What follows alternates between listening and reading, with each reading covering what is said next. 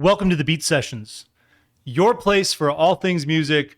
I'm your host, Mitchell Weary.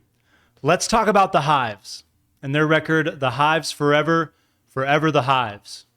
They released that on August 29th. This is the 7th studio album for the Swedish garage rockers and their follow-up to 2023's The Death of Randy Fitzsimmons, an album that in many ways functions as an ironic requiem for the band's fictional sixth member, who supposedly served as their manager and sole songwriter, and whose death also serves as a symbol of the band's revival after an 11-year gap since their previous effort, Lex Hives. The album marked the return of the same band that blew up the rock and roll landscape in the early 2000s, resurrecting their explosive musical energy along with their singular personas, at a time when it's so easy to question the authenticity of, well, just about everything. Every one of their records is a direct rock and roll statement, and I love to see them as part of a group of elder statesmen that are spearheading what I think is another rock and roll revival in music. We were talking about Deftones on the channel last week, and while these two bands are pretty different, what they have in common is a focused assault of guitars built on tight, engaging compositions. The Hives' signature sense of fashion also comes to mind when assessing what makes all of their music just so damn good. You can spend all the money in the world on a suit, but if it's not tailored and it's poorly accentuated, well, it just looks like shit. Their music is like an unadorned suit you find at a thrift store, inspired by classic style, and with the proper cut and accessories, it comes to life with its own unique style. In a press statement, frontman Howlin' Pelle said, quote, "There's no maturity or anything like that bullshit because who the fuck wants mature rock and roll? That's always where people go wrong, I feel. It's like rock and roll, but adult. Nobody wants that. That's literally taking the good shit out of it. Rock and roll can't grow up. It's a perpetual teenager, and this album feels exactly like that, which it's all down to our excitement, and you can't fake that shit," end quote. Despite his obvious demise, Randy is still credited as a songwriter on The Death of Randy Fitzsimmons, marking his first collaboration with Chip, Montgomery, and Wilbur Fitzsimmons as well. And all four men return as primary songwriters on The Hives Forever, Forever the Hives, a testament to the band's eccentric and often sardonic wit that's paradoxically aligned with their veneration for what they do on stage. Howlin' Pelle has stated that, quote, "We have too much respect for what we do on stage to treat it like it's a fucking living room. We're like the last samurai or something," end quote. And this new record continues to showcase the palpable energy they bring to the timeless entity that they've built. Howlin' Pelle's exuberant bravado stands front and center from the moment you drop the needle on this thing, with some of the strongest vocal hooks in the band's catalog to date, particularly on tracks like Bad Call or Roll Out the Red Carpet. The band has described the record as, quote, "so full of energy, joy, anger, and life that you will be questioning reality as you have known it. Every single song a single, every single a hit, every hit a direct hit in the face of the man," end quote. And it begins with the lead single, "Enough is Enough," after a brief introduction with the band lending some of their signature flair to Beethoven's Fifth. The first line we hear from him in that unmistakable growl is, "Everyone's a little fucking bitch," and they don't let up for 33 minutes. And I feel like in the past, there's always been a moment of respite on their records. Examples like Find Another Girl off their groundbreaking Veni Vidi Vicious, Diabolic Scheme from Tyrannosaurus Hives, or even recently the penultimate track, What Did I Ever Do to You, off The Death of Randy Fitzsimmons, just to name a few. But there's none of that here, except just a little deliberate interlude. It is relentless in all the right ways, and at this stage in their career, it makes one hell of a statement that it's going to take more than just a few decades to dull the shine on this rig. The guitars from Nicholas and Vigilante are ferocious and vivacious, sending each one of these tracks into a realm of controlled chaos, while Johan and Chris maintain the reins atop a rhythmic box seat of this rampaging stagecoach, highlighted through many of the verses on these tracks. It's one of my favorite elements to the record. And the band, they continue to show love to their native Sweden through the creative process, recording at the Riks Mixing Vertek, I believe is how you say that, sorry, which is owned by ABBA's Benny Andersson, as they did with their previous record, and at Year 0001's Stockholm studio, which is associated with rapper Young Lean. The album was co-produced by longtime collaborator Pelle Gunderfelt of Fireside, who produced the band's first 3 albums, and it's great to see him back in the mix with them. This album also includes production contributions from a couple of other big players. Queens of the Stone Age frontman Josh Homme is back in action with the band, having worked with them in different capacities before, most notably as the producer of Lex Hives, and Mike D of the Beastie Boys. That's right, Mike freaking D showed up, and this move is brilliant when you think about the raw punk rock energy that the Beastie Boys captured with their early work. There are some minor tweaks to their sound with this record, making it interesting, but it stays within the framework of their brilliance, and that's what I'm loving about the record. Its first track is the introduction, opens with a lo-fi fade-in on what sounds like an orchestra tuning its instruments. The chaos swells in unnerving delight and takes a subtle backseat behind an electronic voice that greets the listener with "The Hives Forever, Forever the Hives," with a brief garage rock take on the opening of Beethoven's Fifth. And then it leads into your second track, Enough is Enough. And it just comes charging out with that signature combination of punk and garage rock that they do so well. The percussion drives while all of the guitars play in sync to give the riff maximum power. The guitars fade at the start of the first verse, with the rhythm taking over and Howlin' Pelle stepping up to replace the energy. And he does not disappoint with that opening line. There's a call and response dynamic with the vocals and the guitars for the first few lines before the guitars go to work consistently, but with subdued effect. And this is brilliant. It's the perfect way to enhance the explosiveness of the chorus, with the track maintaining its focus on that tight groove and a stellar hook that's built off the title. The second verse provides solid nuance to keep things interesting. Another one of my favorite things about their style and this record.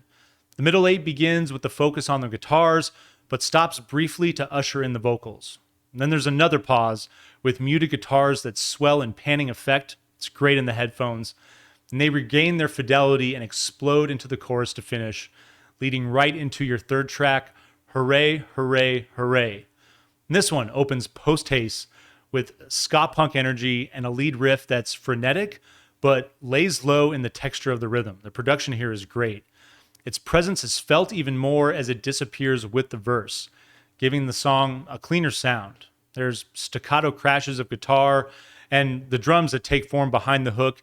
You had everything, everything, everything, nothing, and then taking us into the main hook that hones in on a much more classic punk rock sound with the song. The intro serves as a bridge into the second verse that's carried by rhythm and vocals. And then there's a modified pre-chorus with screeching guitar that takes us back into the chorus. This shifts into chaotic tremolo guitar, big drums, and a final high energy go at the song's main hook. Your fourth track is entitled Bad Call. This kicks things off with a series of staccato crashes before feedback fizzles out and the percussion takes the spotlight, enhanced by the presence of, sounds like either a muted cowbell or just straight up block percussion. The track plays on multiple refrains of the hook, It's a Bad Call, joined by staccato crashes that carry off the back end of the vocal delivery there. The crashes fill in more space, eventually finding form with that block percussion subsiding. The track shifts into a hard-hitting chorus, finishing with a disorderly chime of the hook, Bad Call. And then I love the way the bass is more prominent on the second verse, with the band playing with various subtleties and a more restrained segment following that second go of the chorus, relatively speaking. The song reverts to an explosive energy to finish with a big refrain on the hook, leading into your fifth track, Paint a Picture. Great guitar riff to take this one out of the gate, and the tone is exceptional. The rhythm joins in to build a solid sounding punk rock track, and the best feature of this one begins with the muted second guitar that enters with the verse. Both the guitars remain separate, dueling back and forth with high octane precision and creating an irresistible tension between the two. And then they merge in the pre-chorus, working for a few bars before opening up an interesting chorus that hits hard but slows the tempo of the song. This is really well done. It's a great example of the band's ability to keep the basic structure of punk and garage influences exciting. There's a second cycle of the song's structure before delving into solo territory with a brief stop that takes us into the coda.